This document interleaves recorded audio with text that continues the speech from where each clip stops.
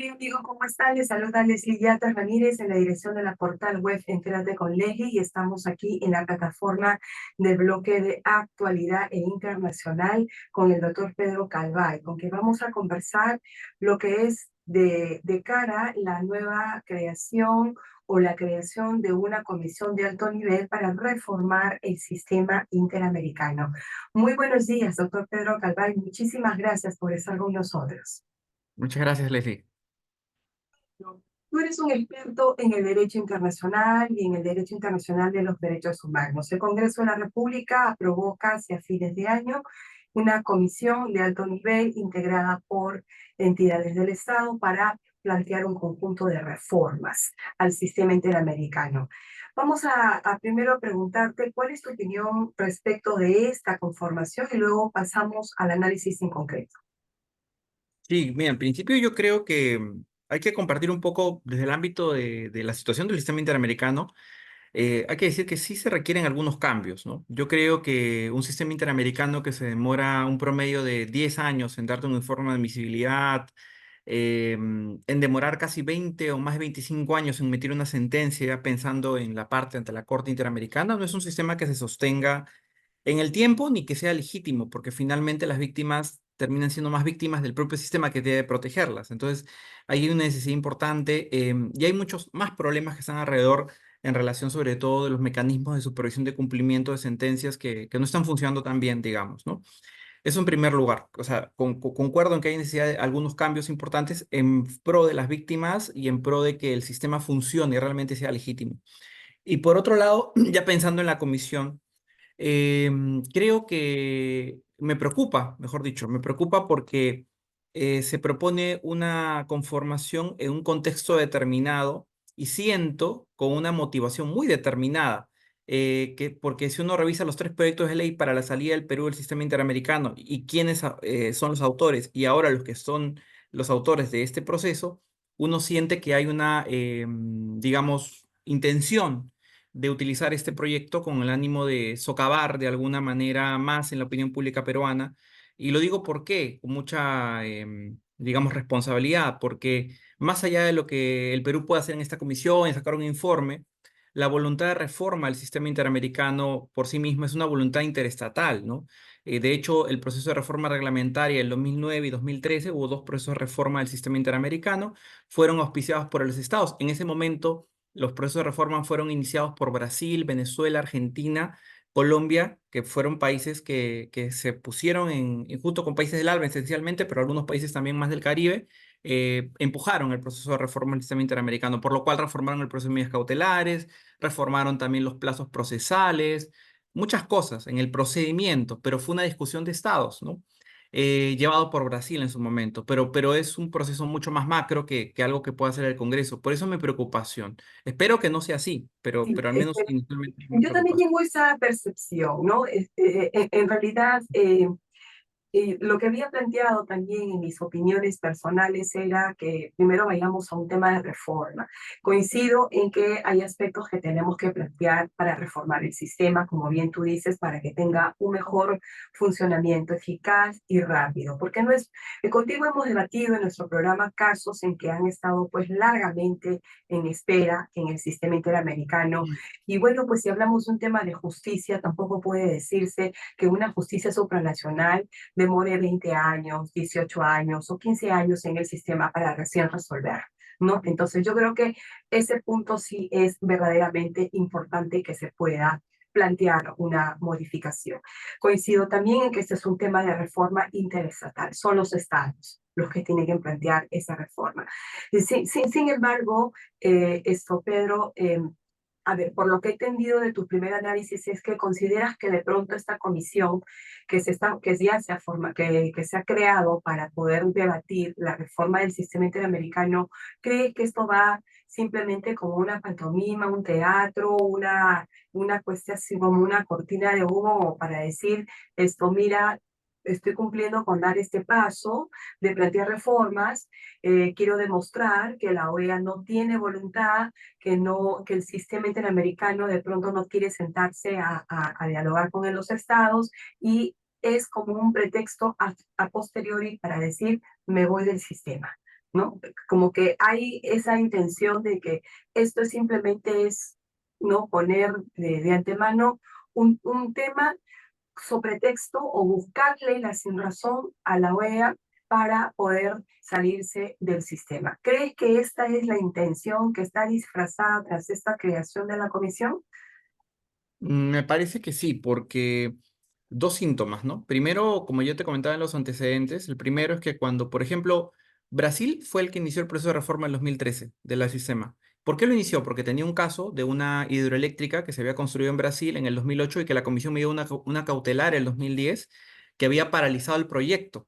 Entonces, va a ser la cuarta represa más importante del mundo y una cautelar estaba paralizando porque afectaba a pueblos indígenas. Entonces, Brasil hizo un movimiento diplomático, retiró los fondos de la OEA, sus fondos de aporte, e inmediatamente convocó a los países del ALBA para ir en bloque a la Asamblea de la OEA y presentar un proyecto incluso, pero como estados. Entonces, eso es un estado que finalmente concluyó en reformas.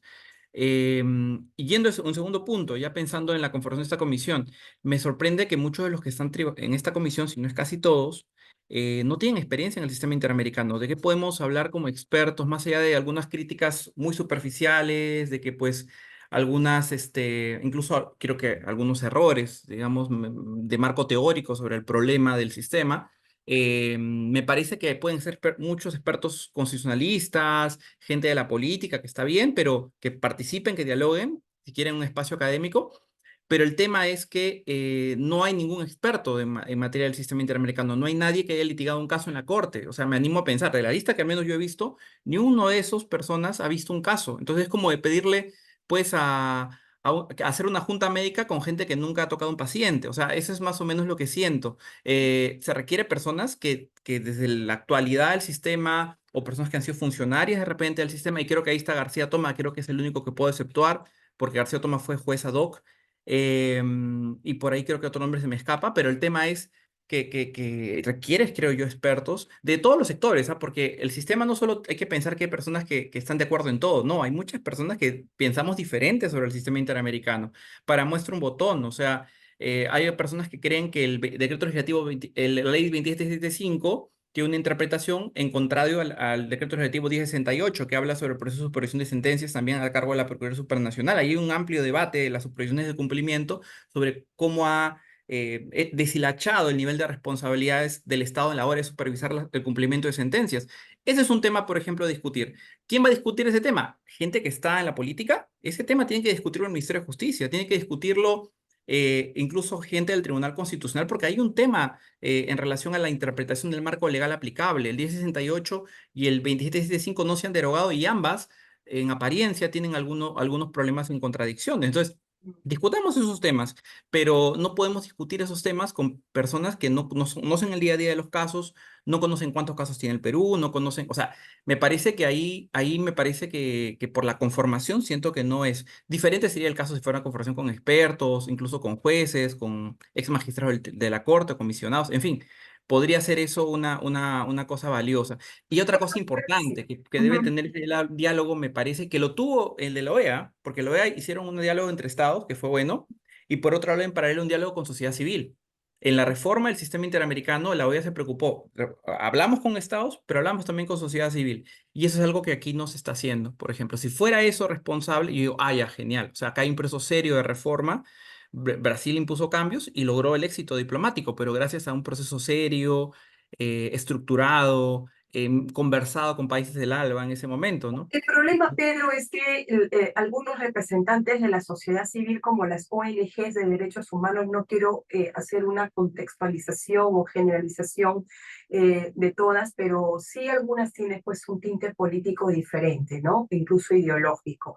Entonces, como que eso no, eso le va a restar realmente importancia, le va a restar objetividad en el momento de poderle solicitar de pronto algún tipo de opinión respecto del sistema, ¿no? Por el contrario, hay esto, están muy identificados, ¿no? Y lo que creo yo que lo que se ha discutido en un debate público a raíz de los casos tan controvertidos que ha tenido el sistema, ¿no? Es justamente eso, ¿no? Que hay bastante digamos, identificación, cercanías entre algunas ONGs y el sistema, lo cual hace un poco dudosa la participación de algunas de ellas en este debate académico. Yo creo que más tendría que abrirse las puertas por el debate académico con profesionales, no con docentes universitarios, con abogados que están litigando en el sistema y que además son académicos y que pueden de alguna forma plantear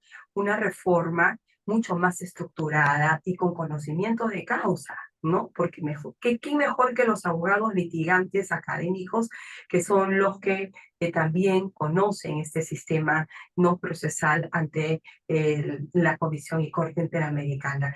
No sé, me parece que ahí hay un poco va a ser muy difícil que esto se pueda abrir ese debate con otras ONGs, pero yo consideraría que sí, que de todas maneras la OEA tiene que ser abierta, ¿no? Dar cabida a múltiples opiniones, porque estamos modificando un sistema o se quiere modificar un sistema. Otra de las preguntas, antes de que nos gane el tiempo, Pedro, una de las preguntas centrales que yo he leído sobre las posibles propuestas que quiere plantearse en esta comisión es con relación a el tema de candidatos, ¿no? Para formar miembros de la Comisión Interamericana y de la Corte. En tu opinión, ¿cuál diría, qué ajustes deberíamos tener como país, como planteamiento, para tener una mejor, digamos, oxigenada o oxigenado planteamiento de propuestas a miembros de la Comisión y de la Corte? Ujú. Sí, mira, dentro de las cosas que habría que cambiar, porque como le dije al inicio de la entrevista, creo que hay cosas que cambiar en plazos procesales y también el tema de democratización de los cargos en el sistema interamericano. Hay un tema ahí parece una, ¿cómo decirlo? Una puerta giratoria, ¿no? Porque muchos de los comisionados salen de una comisión y van a la corte o una relatoría, y es una puerta giratoria, siempre vemos a los mismos. Y ¿O es no algo es una que, argolla? eh, Podría sí, yo, decir que es una argolla como que todo queda ahí y no da sí, lugar pero de pronto y a eso que incluye ocurran todas a los estas. funcionarios de rango inferior, los abogados de la comisión, o sea, la gente que tiene 20, 15 años, o sea, está bien tener experiencia, pero el proceso me parece que se puede democratizar un poco mejor y eso creo que es una demanda que los estados pueden plantear. Y también el acceso a la información pública sobre esto me parece importante, incluso de los ingresos que tienen los funcionarios, porque hay un tema de preocupación interesante que se planteó en el 2013, por cierto, es que el sistema interamericano tiene un costo muy elevado a partir de que tiene sede en Washington y los funcionarios tienen sueldos acordes a Washington. Un abogado junior gana un sueldo importante en dólares. Y que si uno lo compara con un sueldo en América Latina, en Perú, Argentina, Chile, o sea, es súper elevado, es más allá de un abogado promedio. Entonces, incluso en la reforma del 2013 se propuso cambiar de sede. Perú, Argentina y Chile presentaron propuestas para que se cambiara de sede de la comisión y pasara a alguno de los países de América Latina, que tendría más sentido, ¿no? Sin embargo, la propuesta fue rechazada por la mayoría de países. Esto, o sea, fue interesante, fue discutido. Perú incluso propuso sede, el gobierno de Humala propuso sede, pero al finalmente no se logró. Cosas que yo creo que pueden cambiar, sobre todo, y yendo un poco en el tema de cargos también. Argentina el año pasado es un proceso de convocatoria para presentar propuestas, para que el Estado argentino presente propuestas, porque usualmente se presentaban a los amigos del kirchnerismo para participar en el sistema interamericano. Y hicieron un cambio el año pasado donde pues convocaron abiertamente a quien quería aplicar. Y hubo una comisión de selección, eso me pareció muy interesante. Incluso un amigo mío Lo que no que tenemos recién que era Perú, lo que no se hace en Perú. En Perú no se hace eso, no, una no se hace comisión eso. de selección no se hace. Exacto.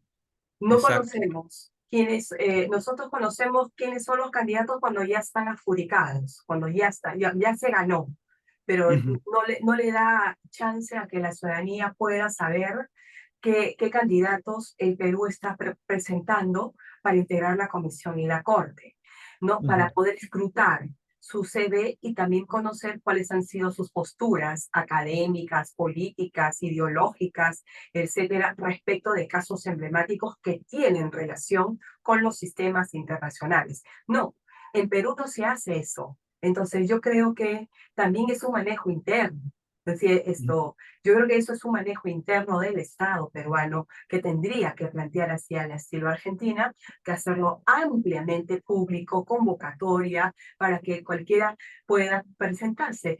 Tú eres un excelente académico y como tú hay muchos, ¿no? Y que están escondiditos en las casas de estudios, están en las universidades, ¿no? Y sin embargo son los más buscados en las cátedras para dar clases de Derecho Internacional, Interamericano, Naciones Unidas, pero están ahí, escondiditos, ¿no?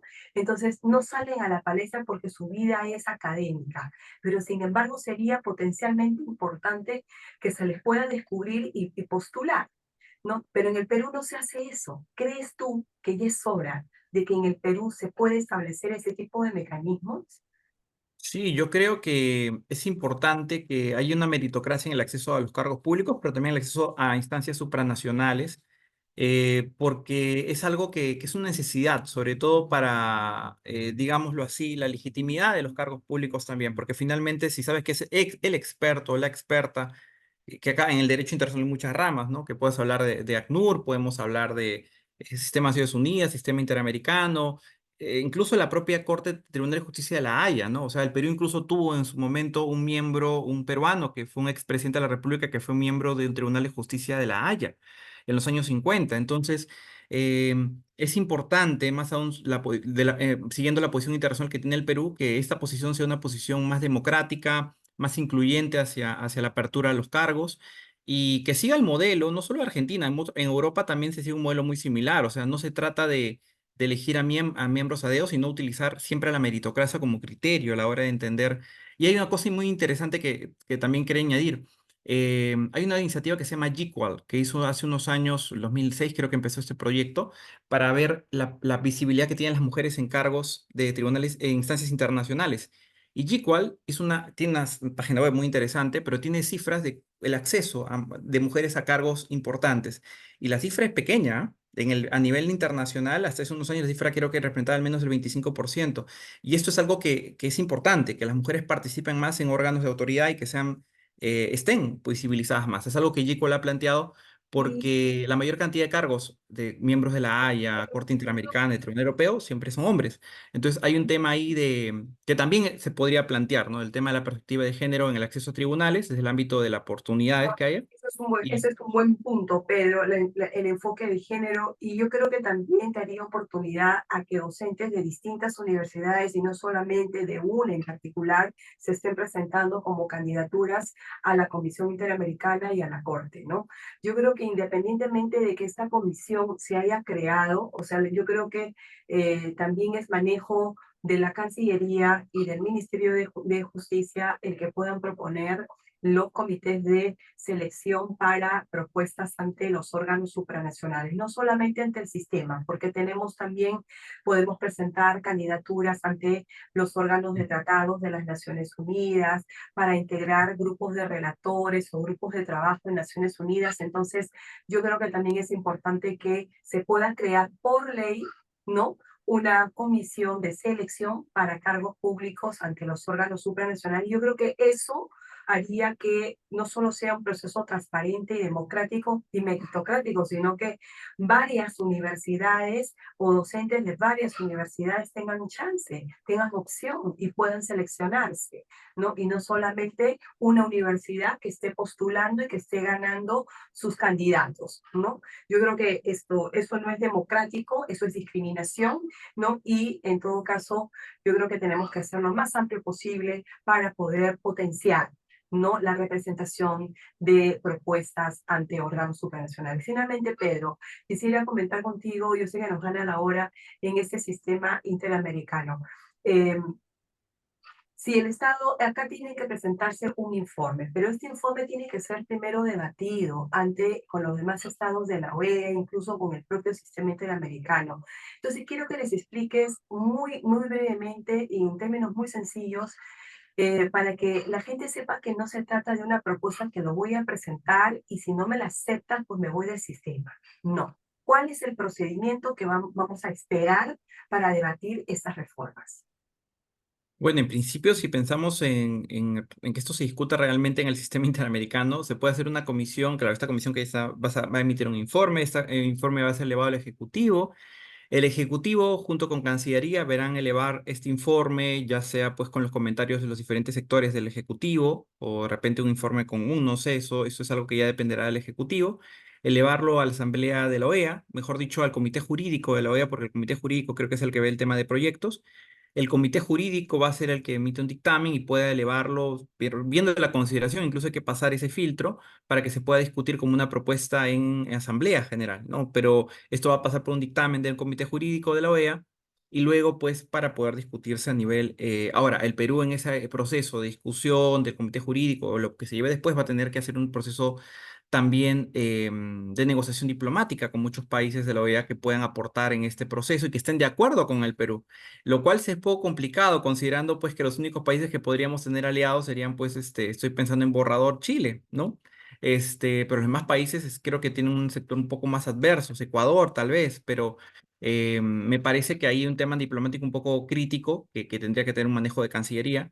Y pues el resultado tendría que discutirse como fue en el 2013 en la Asamblea General de la OEA, donde se decía si el proceso, si la propuesta de Perú o las propuestas, porque ahí se pueden votar a partir del informe un montón de cambios. Eso pasó en el 2013. Entonces se votaron cada cambio.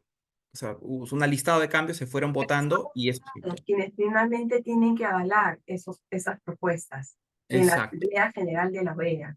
No es exacto. que esto solamente sea un órgano del Comité Jurídico Interamericano el que se encargue de esto, ya fluye. Es lo que tienen que saber, ¿no? La ciudadanía y la propia comisión que está planteando y quienes están detrás de la intencionalidad de salirse del sistema. No tienen que entender que esto va a un procedimiento de discusión y esto es larga data, esto no va a ser pues en un mes, 2 meses, esto es larga data, ¿no? Entonces, no es que esto va a ser tan pronto, no lo Ujú. estimo así, con esa rapidez, además una propuesta Sí. de gran Yo, nivel, no se puede pues esto sacar tampoco ¿no? En situaciones de mucho apresuramiento, pero yo creo que hay una intención de pronto disfrazada detrás de esta comisión, de que finalmente se pretexte y se diga, no nos quieren aceptar, están dilatando, que nos están poniendo muchas trabas, entre otros, entonces salimos del sistema. En realidad, esperemos que las reformas se den en el momento que se tengan que dar. Creo que es importante que el espacio se dé para hablar del sistema. Yo creo que eso es lo importante, hablar del sistema, cambiar lo que se tiene que cambiar, propuestas de candidato, plazos procesales, ¿no? Entre otros, y yo creo que eso también va a tomar su tiempo. Finalmente, Pedro, en 30 segundos, ¿qué otra idea, fuerza quisieras compartir con el programa para despedir?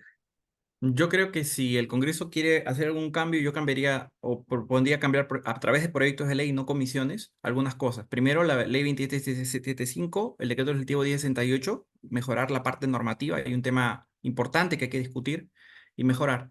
Y la otra cosa es la posibilidad de plantear una ley o norma sobre el tema de soluciones amistosas, que es una propuesta que puede cambiar totalmente el proceso de carga procesal en el sistema interamericano y al mismo tiempo podía coadyuvar a algo que se puede lograr, que es que el Perú no sea tan condenado en el sistema interamericano y casos tan pero tan escandalosos no pasen por el tiempo ni por un proceso del sistema interamericano, sino sea resuelto por el propio Estado a través de solución amistosa. O sea, que el Me Estado parece vaya a crear una ley que diga solución amistosa para casos un previos, procedimiento, un como un procedimiento previo procedimiento ante un órgano supranacional, cosa que exacto. ayudaría a descongestionar al sistema interamericano, porque la Comisión Interamericana tiene su propio procedimiento de solución de controversias, que es la solución amistosa, pero hasta que la Comisión admita un caso y llegue a solución amistosa, pasan 5 o 6 años. No fácil, Exacto, exacto, fácil, exacto. no Pero, fácil.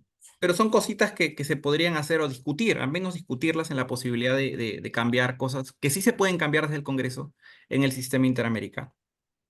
Muchísimas gracias, Pedro, por compartir estas ideas, fuerzas, y será hasta una nueva oportunidad en el programa Entérate con Leslie. Muchas gracias, Leslie. Un abrazo.